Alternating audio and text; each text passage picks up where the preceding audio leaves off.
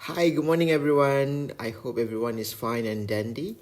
So, welcome back. So today, what are we going to look at is we are going to look at um, the concept of a main idea and supporting details. Apa yang kita nak lihat pada hari ini ialah kita nak pelajari konsep main idea dan supporting detail. So I'm very sure that you guys are very familiar with these words, supporting detail. I pasti you dah pernah dengar supporting details. If you could remember, kalau you masih ingat lagi when we learn about when we were doing exercises on section C, you see every time when we write on points, no, not section C, section B, you see under the what part, if you guys could recall, you see every time I will ask you to do P1 plus SD1, then we have P2 plus SD2, then we have P3 plus SD3. Okay, do you guys still remember that? Ingat lagi tak yang bahagian itu? Remember ya, it's in section B, guys. Section B of penulisan paper. Okay, section B of penulisan paper. When we write email, bila kita tulis email, when we write a message and whatnot. So, if you could still recall it, I am sure you know what it means by P1 and plus SD. For example, P stands for point. SD stands for supporting details. Remember that? So what is the importance of P1 and SD? Sorry, not P1. What is the importance of P and SD? Apa pentingnya P dan SD ni? So when the reason why you need to learn and understand the concept of P and SD, because when you have such understanding on this concept, it is going to allow you how to write good sentences. Apa yang pentingnya ataupun apakah kepentingan memahami konsep P, which is point, ataupun konsep SD, which is supporting details, ialah it's going to help, dia akan membantu you untuk construct, untuk menulis sebuah perenggan yang sangat-sangat bagus, yang sangat-sangat baik. You see, if you fail to understand, or if you are not able to write according to P and SD, it will be very difficult for you to construct good sentences. Kalau you tidak tidak memahami konsep P ataupun SD, you akan mempunyai sedikit masalah untuk menyusun point you dalam dalam perenggan you. So it's very important to know to understand the concept of P and SD. So how is it going to look like when you write a paragraph? Macam mana kita akan, ataupun macam mana konsep P dengan SD ni akan ada dalam penulisan perenggan? For example, let's say we want to talk about my favorite food. Okay, katakanlah tajuk kita ialah favorite food. So first of all, I'm going to talk about my favorite ice cream. Point yang pertama, I nak cerita tentang ice cream kegemaran I. So it's gonna look like this. I akan bagi contoh ya, example.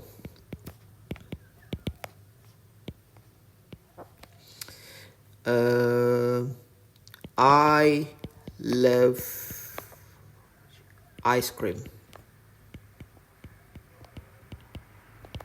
So that is your first sentence of your first paragraph. Itu ayat pertama you untuk perenggan pertama you.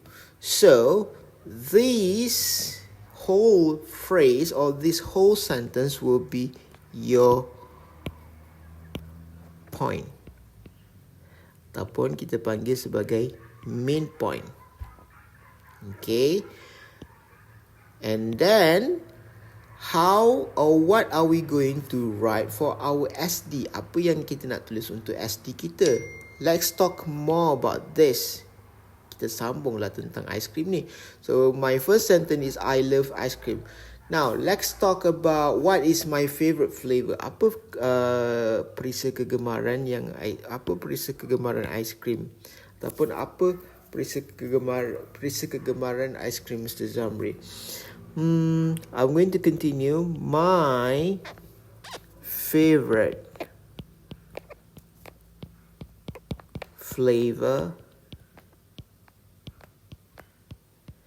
is chocolate. It's chocolate. So from this point until up to this, daripada perkataan my ni sampai ke hingga chocolate ni, that will be my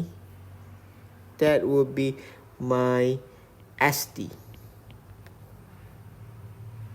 You get what I mean? That will be my SD. Right. So this SD ni datang daripada point yang pertama. That means the reason why I have SD here, kenapa I ada SD dekat sini, sebabnya I nak terangkan lagi tentang apa yang ada sebagai point I yang pertama. You see, if you notice, my SD ni is still on ice cream. SD I yang pertama ni masih lagi tentang ice cream. Okay. Now, can we have more than one SD in one paragraph? Bolehkah kita ada lebih daripada satu SD untuk satu perenggan yang sama? Yes, you can. Boleh juga. Okay. How? For example, let me continue. I love ice cream. My favorite flavor is chocolate. Now I'm going to write my SD too. I love it because ice cream tastes really delicious. Okay, so let me underline it.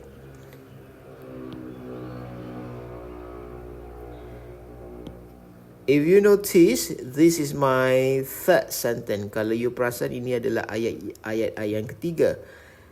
Since I was still talking about, memandangkan my third sentence is still about ice cream, memandangkan ayat yang ketiga ni masih lagi tentang ice cream, masih lagi tentang kenapa I suka ice cream. So that one would be, ayat yang itu akan jadi my SD number 1, SD number 2. Yang ini SD number 1. You get what I mean? Faham Okay. Now, can I have third SD in the same sentence? Boleh. Bolehkah I ada SD yang ketiga untuk perenggan yang sama? Boleh. Not a problem.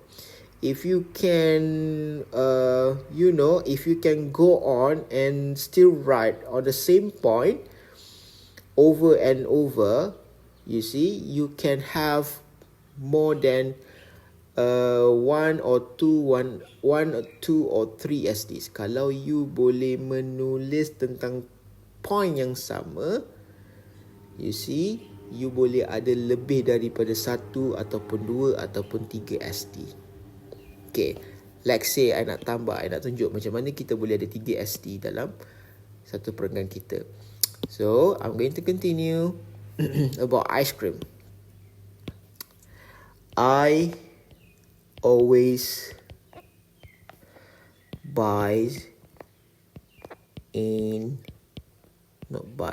and eat it on weekend. Okay, so this is my fourth sentence. Ini ayat yang keempat. Okay. Ayat yang keempat, if you notice, my fourth sentence is still on ice cream. Kalau you perasan, ayat yang keempat ini masih lagi tentang ice cream. So, that will be my SD number 3. Clear, guys? Okay. So, that is the concept of main point and SD. Itu konsep main point dan SD. Alright? Clear? Okay, now cuba kita tengok. Let's take a look at the one that we did yesterday. Mari kita tengok apa yang kita buat not semalam in our previous lesson. Okay. Let's take a look at this one, yeah? So, Bukit Larut is the oldest hill station in Malaysia. People, this one is your main point. MP. Itu point you yang pertama. So, what about this? Yang ini? It is located in Taiping. That will be your SD1. Can you understand me? Okay. What about this one? I tukar warna. What about this? Visitors can go hiking and bird watching. That will be your SD2. Why is it SD2? Kenapa itu SD2? Because this part still explains about Bukit Larut. Dia masih lagi cerita tentang Bukit Larut. Right? And then, let me change the color. No, I'm gonna use this one. What about this? The rare giant fishtail palm golden sunflower grow here. That will be your SD3. Alright? So that's how it looks like, and that is why it is important for you to have great understanding about main point and supporting details. Sebab itulah penting untuk you ada kefahaman tentang main point dan juga supporting details. You guys clear? Alright. Okay. So that is the explanation about main point and also SD. So what is your task? Apa tugasan you? Your task is gonna be very simple. I tulis kat sebelah ni supaya you nampak apa task you yang you buat. Your task is first of all, you have to do this in E1 book. Yang pertama sekali you kena buat dalam buku E1. Number 2, what to do. Yang kedua, apa yang you kena buat. Right. What you have to do is, apa yang you kena buat ialah you have to, based on this, berdasarkan teks ini, you have to identify, you kena kenal pasti. Okay. You have to identify. Identify ni maksudnya kenal pasti. Identify the main point and supporting details. You kena kenal pasti main point dan supporting details. How to do it? Macam mana you nak buat? It's gonna look like this. For example, katakanlah your first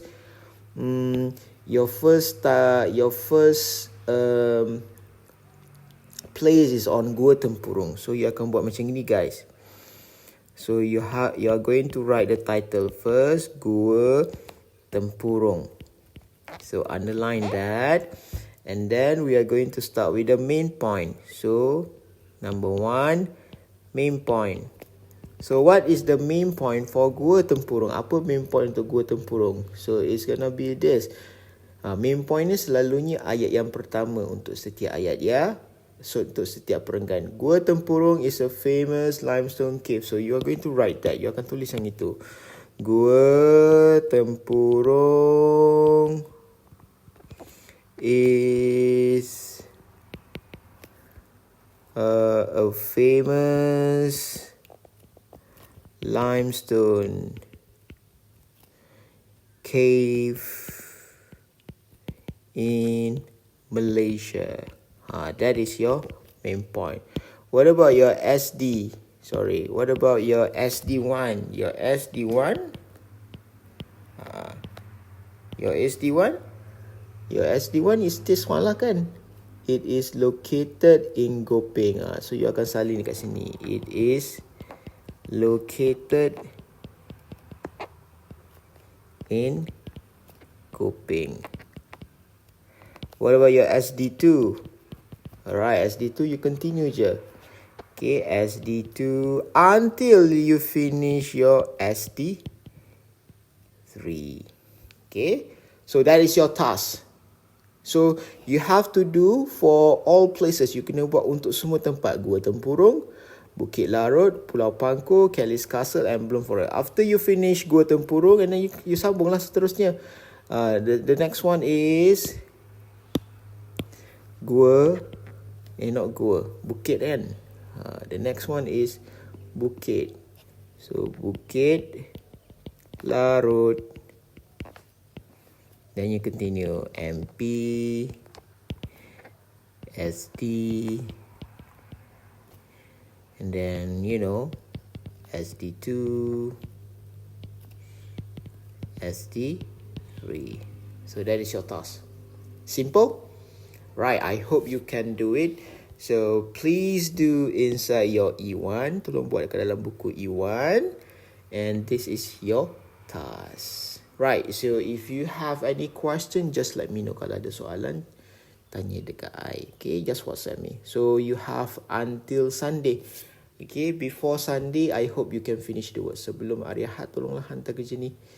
Alright, okay. Thank you guys. Stay safe.